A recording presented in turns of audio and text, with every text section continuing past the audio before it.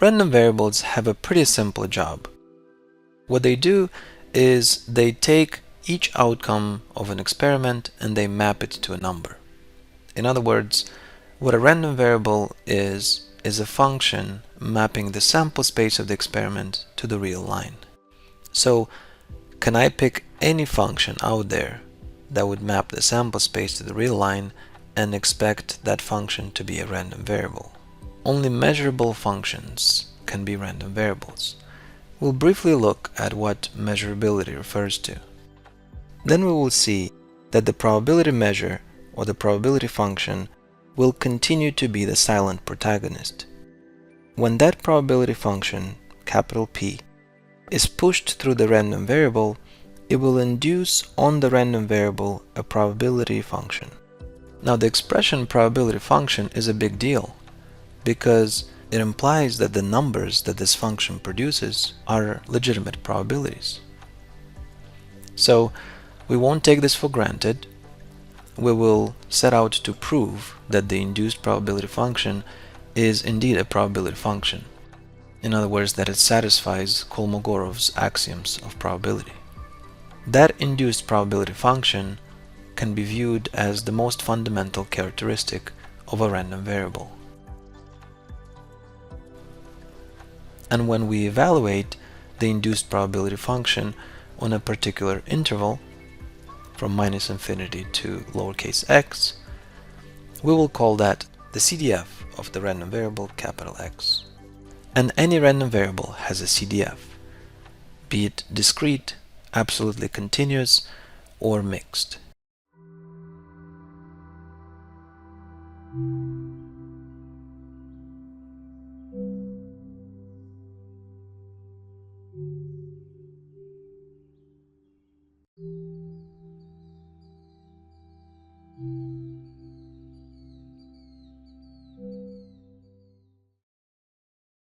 An experiment will always involve a probability model and data. I have the probability model here on the left and the data on the right. The probability model has three components: the sample space, which is just a set of all possible outcomes, the sigma algebra, which is the domain of the probability function capital P, and the probability function P, which will assign a number to each element of the sigma algebra. Just a couple words on the sigma algebra. I will adopt the Casella Berger convention, which is the following. Whenever the sample space is countable, I will pick for the sigma algebra the power set, which is the set of all possible subsets of the sample space. And whenever the sample space is uncountable, I will pick for the sigma algebra the set that consists of all closed, open, and semi-open sets, and also all the sets obtained from the above mentioned using complementation or countable unions. So technically, given any sample space, there is a choice we have in terms of which sigma algebra we want to pick. But as I just mentioned, I'll use the Casella Berger convention and forego that choice. So for us, the sigma algebra assignment to space will be automatic. I'll have a little bit more to say on these choices of sigma algebra in a little bit when we discuss measurability. Okay, and just a word on the data. So that's the right side of the slide. If all we're measuring is one random variable, then that random variable will assign one number to each possible outcome in the sample space. If, however, we are measuring a random vector, so several random variables, then we will assign one vector to each possible outcome. So just keep in mind that the dimension of our data can vary. And for now, we will just think of it in terms of either a random variable or a random vector. We'll look at an experiment in which we toss one coin 2 times. The sample space for this experiment is very simple. It consists of 4 outcomes. And these are heads heads, heads tails, meaning heads on the first toss, tails on the second toss, tails heads, and tails tails. Let's take a look at the sigma algebra. In the case of a countable sample space, the sigma algebra consists of the set of all subsets of the sample space. And I've listed them all here. Notice that the sample space has 4 possible outcomes. And The sigma algebra, the set of all possible subsets, will have 2 to the power n, or in this case 2 to the power 4, which is 16 elements. You see there's 1 over here, 4 here, 6 here, 4, and 1, for a total of 16. And I'll mention the obvious here, that we do need to start with a sample space in order to be able to build a sigma algebra. So the sample space is a starting point, and then we build a sigma algebra on it. I went ahead and assigned a probability to each element of the sigma algebra. I couldn't just assign arbitrary probabilities here.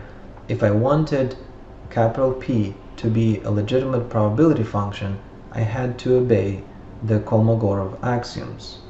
You recall, for example, that the probability of the sample space has to be 1, all the assigned probabilities have to be non-negative, and that the probability of the union of disjoint sets must equal the sum of the individual probabilities. And you can verify that the probabilities I have assigned here do satisfy the Kolmogorov axioms.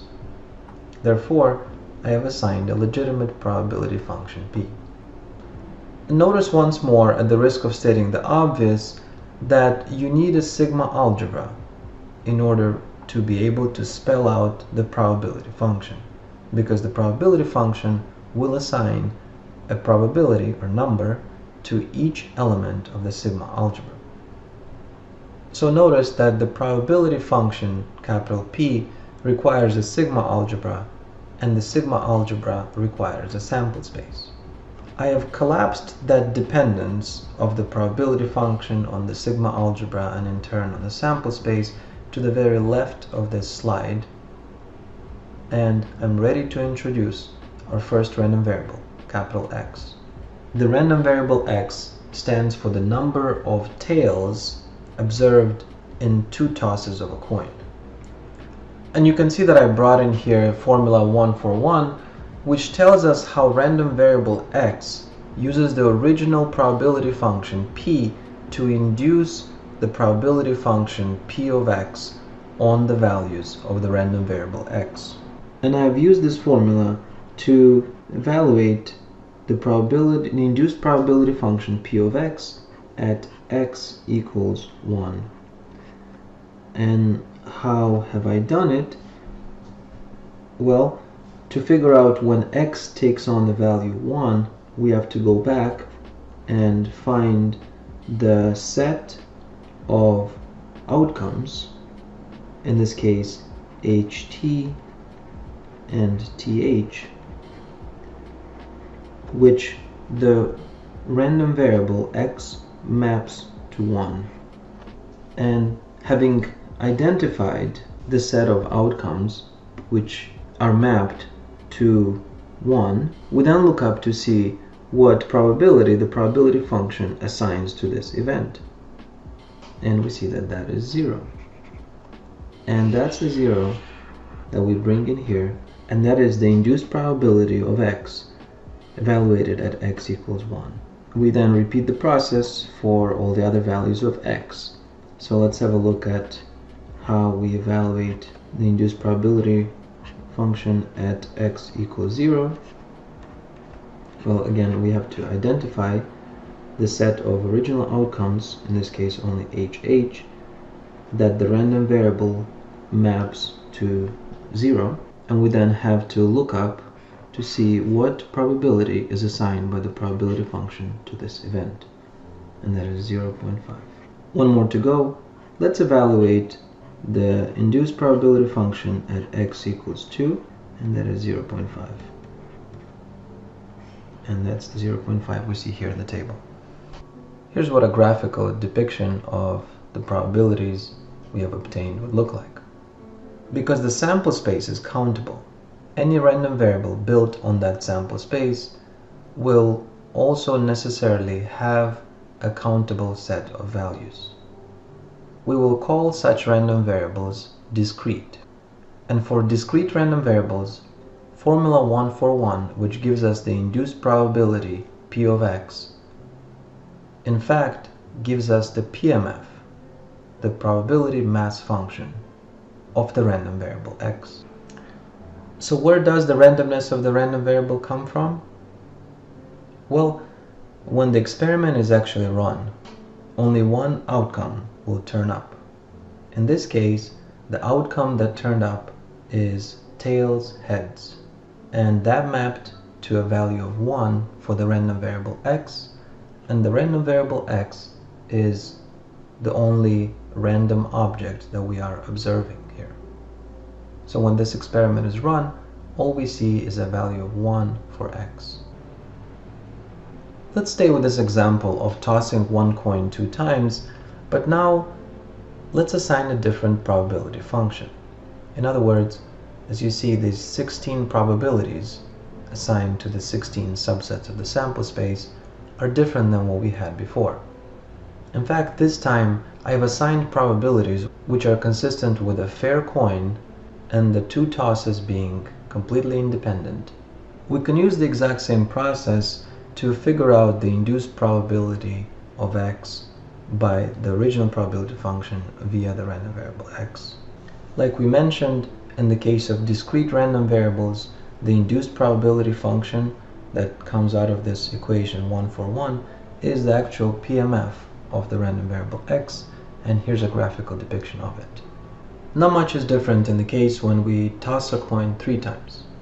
In this case, I assign probabilities that are consistent with the coin being fair and the toss is completely independent. So how did we get this, the probability of x evaluated at x equal 2 to be 3/8? Well, we had to find the outcomes that get mapped to it. So once more, the random variable x here stands for the number of tails, and there are 3 outcomes in the sample space that contain 2 tails. And then we had to look up to find this set in the sigma algebra and to see what number, what probability or probability function assigned to this set. And it was 3/8, and that's the number that we brought into the table. If you followed that process through, here are the induced probabilities that you would get. So far we've looked at the cases when the random object of interest was a random variable. Now let's take a look at the case when the random object of interest is a random vector. Suppose that now we have 2 random variables. We have one experiment, one sample space, one sigma algebra, and one and the same probability function at work. In other words, it's one probability model. But we are building 2 random variables, x and y. We're letting x stand for the number of tails in 3 tosses of a coin, and we're letting y stand for the number of heads in 3 tosses of a coin. And notice something interesting. The induced probability of x and the induced probability of y are identical. For example, the induced probability on x evaluated at x equals 0 is 1/8, and that's the same as the induced probability on random variable y evaluated at 0. The induced probability on x evaluated at x equals 1 is 3/8, and that's the case as well with the random variable y. So x and y are identically distributed, and yet they are different random variables. But why are they different random variables? Well, because what a random variable is a mapping of the sample space to the real line. In this case, we have one sample space, but notice that the same outcome is mapped differently by the 2 random variables. The outcome heads, heads, heads is mapped to 0 by the random variable x, because heads, heads, heads corresponds to 0 tails. In contrast, this same outcome is mapped to 3 by random variable y, because it corresponds to 3 heads. Because these two variables do not map the exact same outcomes to the exact same numbers, these two random variables are not one and the same. They have the same distribution, but they are different random variables. Let's pause to ask our favorite question: where does the randomness of our random variables come from? Well, it comes from the experiment. And notice that when the experiment is run, only one outcome in the sample space will turn up. Suppose the outcome that turns up is heads, heads, heads. Then all we will observe is a value of 0 for x, because there are 0 tails in heads, heads, heads, and a value of 3 for y, because there are 3 heads in heads, heads, heads. So we will have an observed vector of values 0, 3, corresponding to the random variables x and y. Now let's point out one more interesting thing here, although it gets us a little bit ahead of the material. We will later say that these two random variables x and y are dependent. We just looked at an example of two random variables that were dependent and identically distributed. Now we'll take a look at two random variables that are independent and identically distributed. Such variables are abbreviated to IID. These are some very natural random variables for us to form. Random variable t1 will take a value of 1 if the first toss is tails, and it will take a value of 0 if the first toss is heads. Random variable t2 will take a value of 1 if the second toss is tails, and will take a value of 0 if the second toss is heads.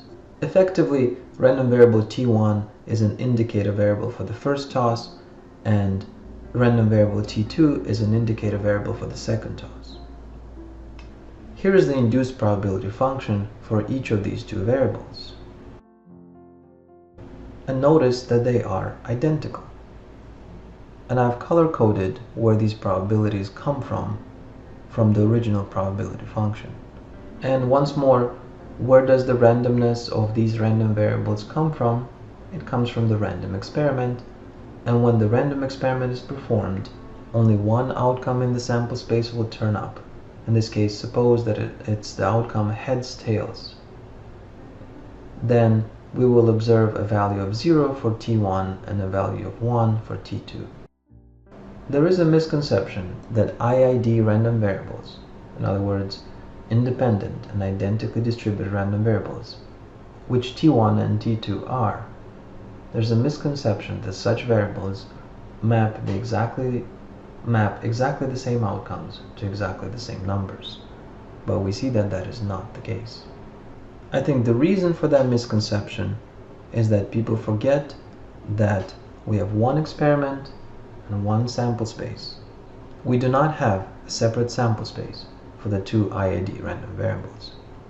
IID random variables are often used because they do come up quite a bit in practice, and we also love them because they greatly simplify our task of having to spell out the probability that our probability function assigns to each element of the sigma algebra. I put a definition of what it means for two random variables to be independent here. Essentially, random variables x and y are independent if and only if, for all events a in the sigma algebra of x and all events b, elements of the sigma algebra of y, the probability of the intersection of a and b factors as the product of the probability of a and the probability of b. And because we know that the two random variables t1 and t2 are independent, we can apply the definition of independence to evaluate, for example, the probability of the intersection of the event t1 equals 0 and t2 equals 0. This first equality here is due to independence of the two random variables, and is the direct application of the definition below. This second equal sign here is due to the random variables t1 and t2 being identically distributed. And notice that I have let p denote the probability that T1 is equal to 1 and also that T2 is equal to 1, and then 1 minus P refers to the probability that T1 is equal to 0 and T2 is equal to 0. And then I just plugged in this value here at the end. But the point that I wanted to make here is the following. Notice that before I listed the probability assigned by our probability function to each of the 16 elements of the sigma algebra. I didn't really have to spell out all 16 in this case. I could have just done it for the atomic probabilities, and then I could have used the fact that P is a probability function, and therefore the probability of the union of disjoint events must equal the sum of the individual probabilities, and I could have derived the other ones. But knowledge that the two tosses, T1 and T2, are actually independent and identically distributed would mean that now we don't even have to specify these four. And now all we would have to specify is just what P is. So far we have only looked at examples where the sample space of the experiment was countable and the set of possible values of our random variables was also countable. We've already mentioned that if the sample space of the experiment is countable, it is impossible to build any random variables on that sample space that would have an uncountable set of values. In other words, if the sample space is countable, all the random variables built on it will be discrete. Let's take a look at one more such example in example 1. In this case, we have an opinion poll of 50 people where each person is asked whether they agree or disagree with a particular question. This first outcome corresponds to every single person agreeing. The second possible outcome corresponds to the first 49 people agreeing and the 50th disagreeing. And the one at the bottom here corresponds to all 50 people disagreeing. Notice that the sample space is huge. It has 2 to the power of 50 outcomes. And if all we care about is just the number of people that are disagreeing, then it is overkill to keep track of this humongous sample space. Instead, we could create a random variable x, which would track the number of disagreeing, and this random variable x would take on only 51 possible values from 0 to 50. So here numbered with 1 is the original probability function that operates on the sigma algebra corresponding to the original sample space capital S. Number 2 here is capital X, which is also a function, right, because it's a random variable. Numbered with 3 here is the induced probability function on the random variable x, and we said that when the random variable x is discrete, as is the case here, this induced probability function actually equals the PMF, or the probability mass function. And once we have the PMF, we can get the CDF, numbered with 5 here, and that CDF can be used most directly to answer this question of interest at the bottom. In example 2a, the sample space is this dartboard in the shape of a disk. It has uncountably many elements because we think of our dart as being infinitely thin, and we assume here with probability 1 that our dart will land inside the disk-shaped dartboard. What do the elements of the sample space look like here? Well, the elements of the sample space are x and y coordinates of the landing spot of the dart. So you can think of the sample space here consisting of the set of all possible landing spots of the dart, and there are infinitely many spots inside this disc-shaped dartboard.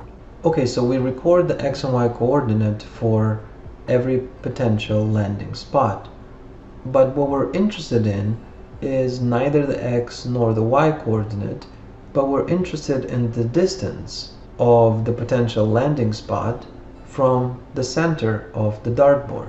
Therefore, we create a random variable, capital R, which will capture this distance from the center. This random variable capital R will also take uncountably many values squeezed between 0 and 1 on the real line. If we assume that the dart is equally likely to land anywhere inside this disc-shaped dartboard, then that tells us quite a bit about the original probability function capital P, and we can then use formula 1.4.2 to calculate the induced probability function P of R. And then we can evaluate that induced probability function on the event of interest.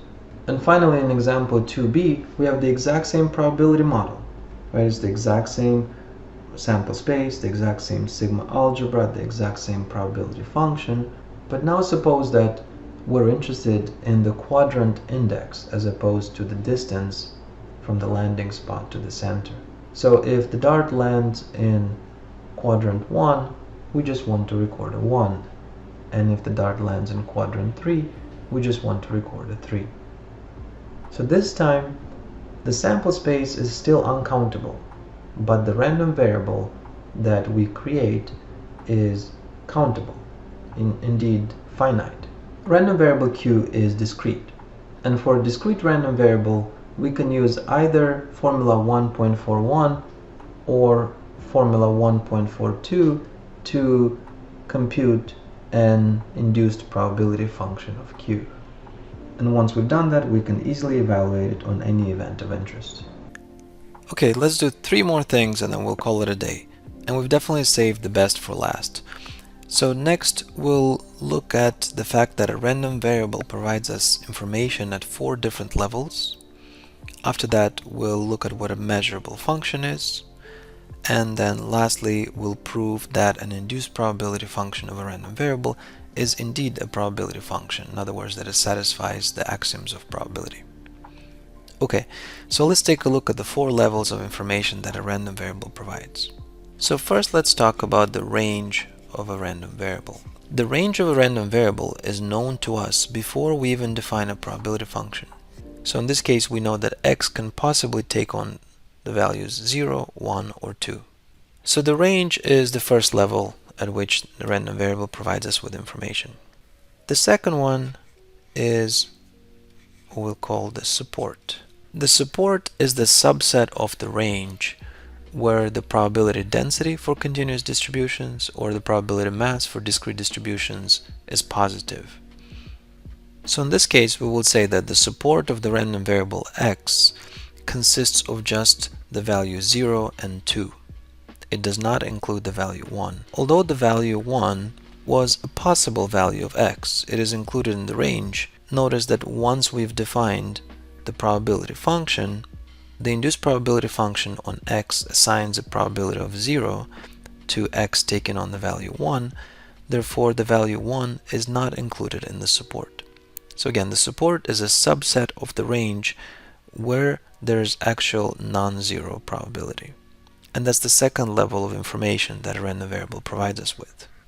The third level is the distribution of the random variable. Notice that the support just tells us about the values of x where there's non-zero probability assigned, but the distribution of the random variable will tell us a lot more about those non-zero probabilities assigned.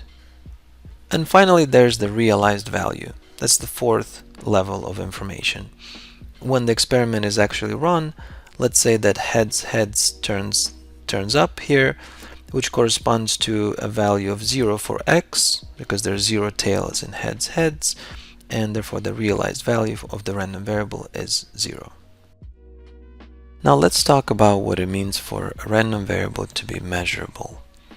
And to do that, let's recall our 2 definitions of the induced probability function of the random variable x. Notice that the definition in 141 is just a special case of the definition in 142. That special case being that the random variable x is discrete. So 141 only works when random variable x is discrete, but the definition in 1.4.2 works for almost every random variable. Okay, but why do we say almost? It works for discrete random variables, it works for absolutely continuous random variables, it works for mixed random variables, So then what's the dimension that prompts us to still say almost? Well, that dimension pertains to this measurability aspect. These formulas only work for measurable random variables. They presume measurability. Okay, so what is this measurability business? Well, notice what these definitions do.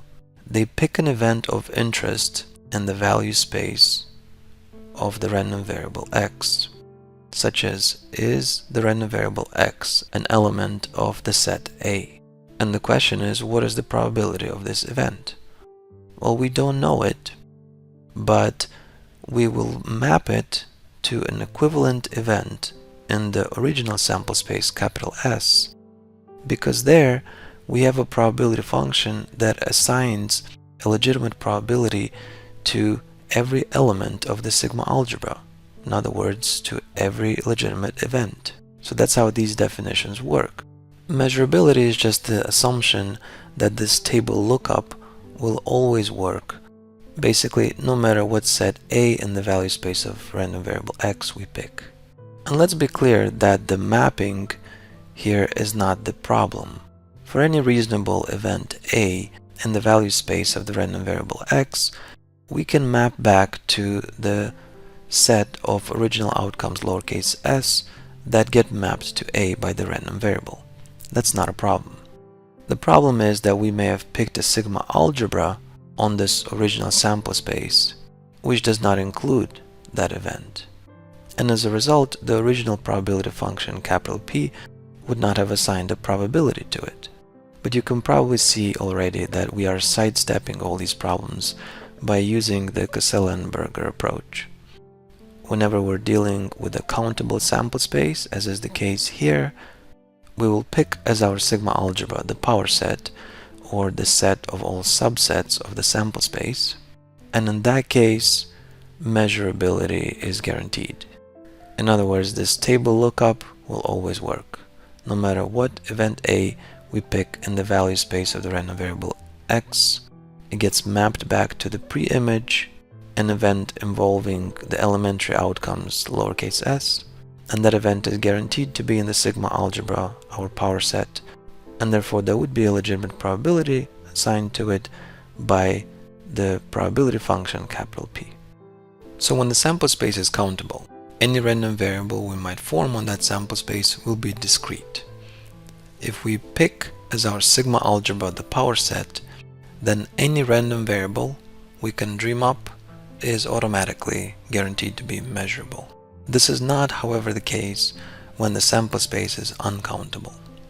When the sample space is uncountable, we will use the Casella Berger convention in picking our sigma algebra. In this case, it is theoretically possible to create some random variables which would not be measurable.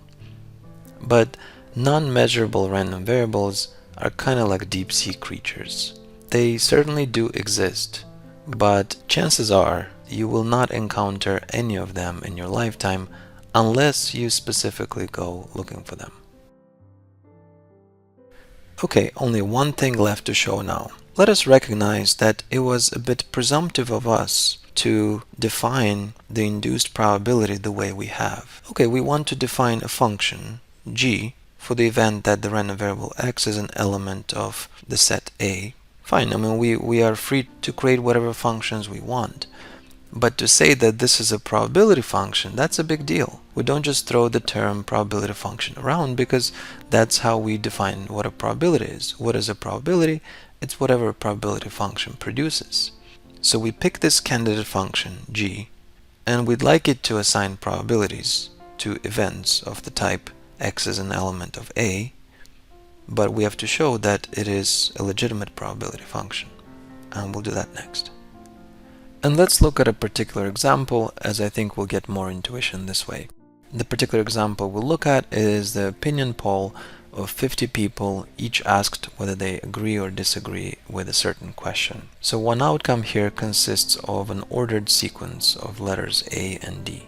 And the sample space is huge. We would have 2 to the power of 50 outcomes. And because the sample space is countable, we'll choose the power set, or the set of all subsets, to be the sigma algebra, which guarantees then that every random variable we form will be measurable. And the random variable that we care to form here is the one that counts the number of people disagreeing. So then the range of the random variable x goes from 0 to 50.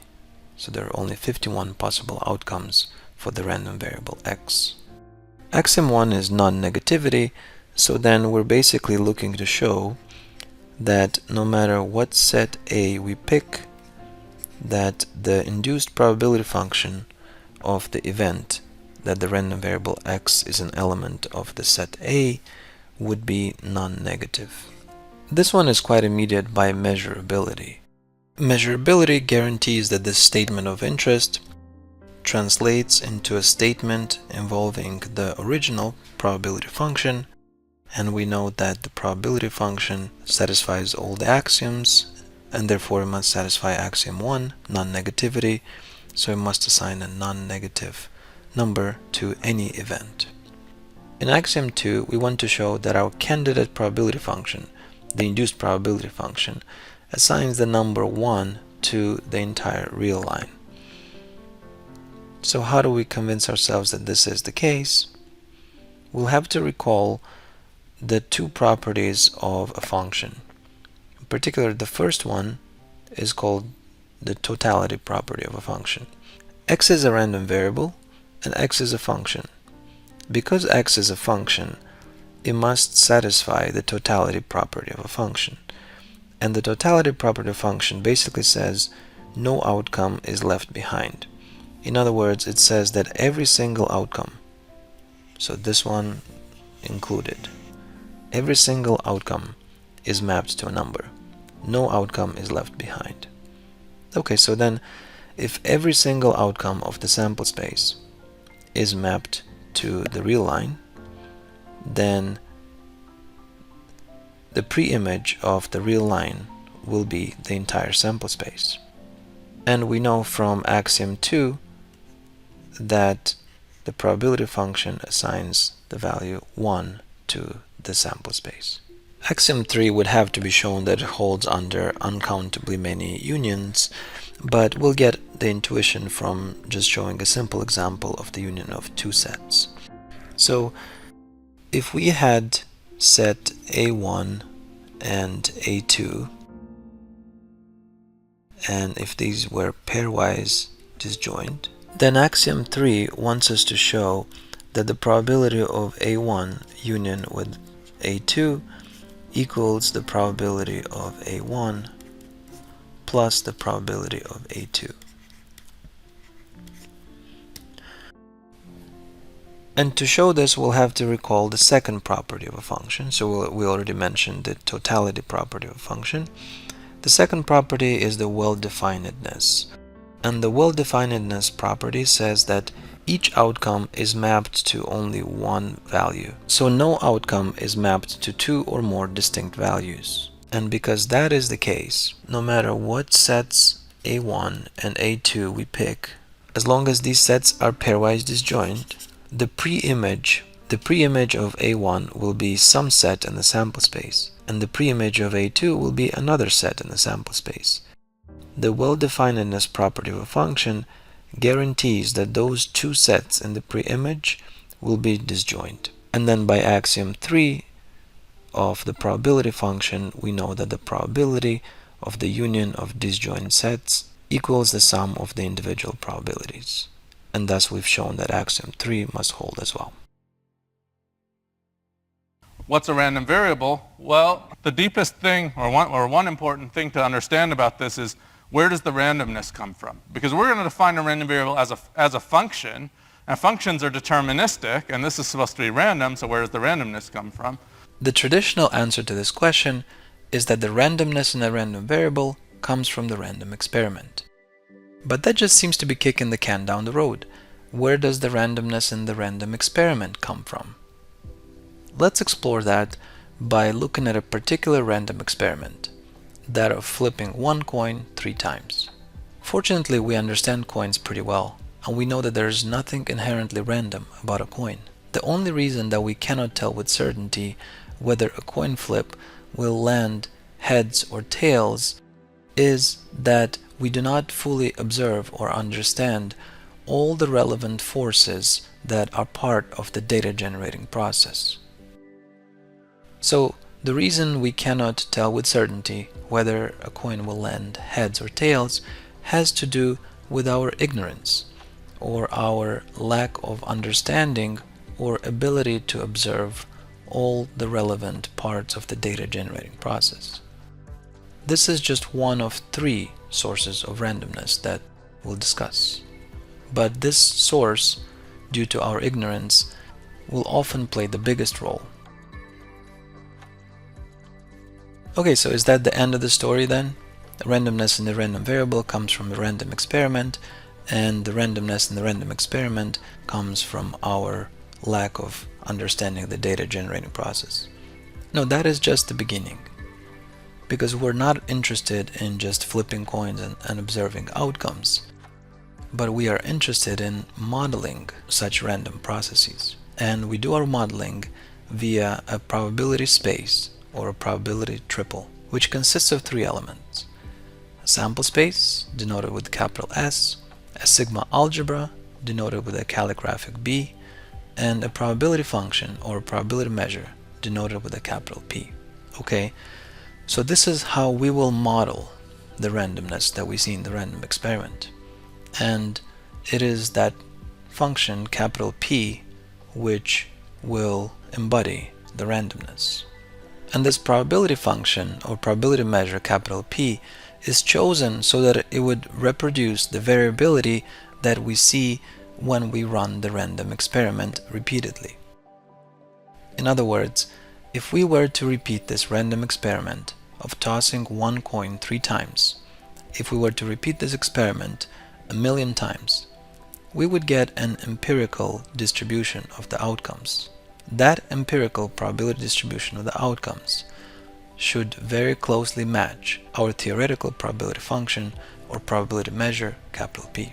If the empirical probability distribution of the outcomes is very different than the theoretical probability function that we have chosen, capital P, then we have chosen the wrong probability function.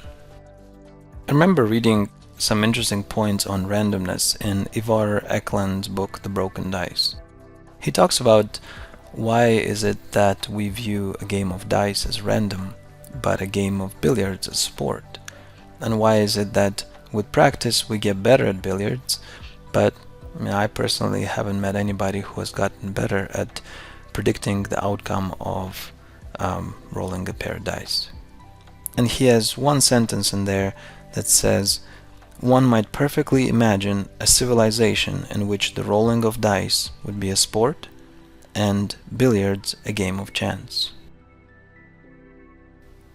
We have covered case 1 in some detail, where case 1 refers to us seeing randomness in processes where perhaps there isn't any randomness, and the randomness we see is due to our limited understanding of the process.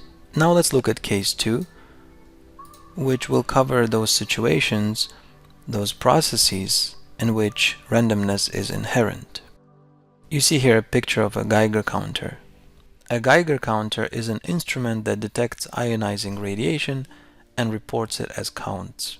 We will come back to it when we start talking about distributions, and we'll see that what arises naturally from a Geiger counter is a Poisson distribution and an exponential distribution. But the point is that processes such as radioactive decay are generally thought to be inherently random. So if you are one of those few people studying one of these rare processes that have inherent randomness in them, then some of that randomness that you see in the experiment is actual inherent randomness to the process. And on top of it, almost certainly there would still be some randomness of type 1 due to our lack of understanding of the entire data generating process. There's a third type of randomness that is very important that we need to talk about. This is randomness by design. Without randomness by design, we lose a built-in justification that our observed sample is representative of the target population. In the case of our one coin, if we don't have randomness by design, we might not be able to say anything that goes beyond just this one coin. Whatever observations or conclusions we might make with respect to our one coin based on the observed sample might have to stay limited to this one coin.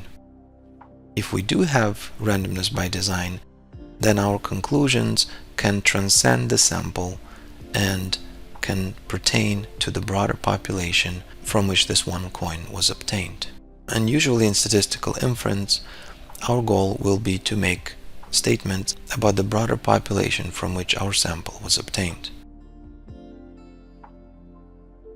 Suppose that we poll 50 people in Spain about whether they agree or disagree that science is important and should be emphasized in the school curriculum. And suppose that we find that 48 out of the 50 people say that they agree that science is important. Can we go and write an article in the newspaper about our remarkable finding? Well, if the 50 people that we interviewed were the first 50 people that walked out the door of a weekly meeting of a science club, then chances are that our sample is not representative of the entire population, in this case every person living in Spain. If, on the other hand, our sample was randomly obtained from the population, then it might be representative of the population, although a sample size of 50 might be a little too small to make any strong conclusions. It will serve us well to draw a clear distinction between the sampling mechanism and the response mechanism. In other words, between the randomness that we inject purposefully by sampling design and the randomness that is inevitable and that is only apparent due to our ignorance. In other words, the fact that we don't understand how people form their opinions as to whether they agree or disagree with our question. And that's it for Chapter 1 on probability theory. To use a chess analogy, we haven't even started playing yet. We've only just placed the pieces on the board. And sure, you could argue the real fun begins once the game begins. But I honestly think that the careful study of each piece, what it can do, what it cannot do, and why, is just as fascinating as playing the game itself. See you in the next video.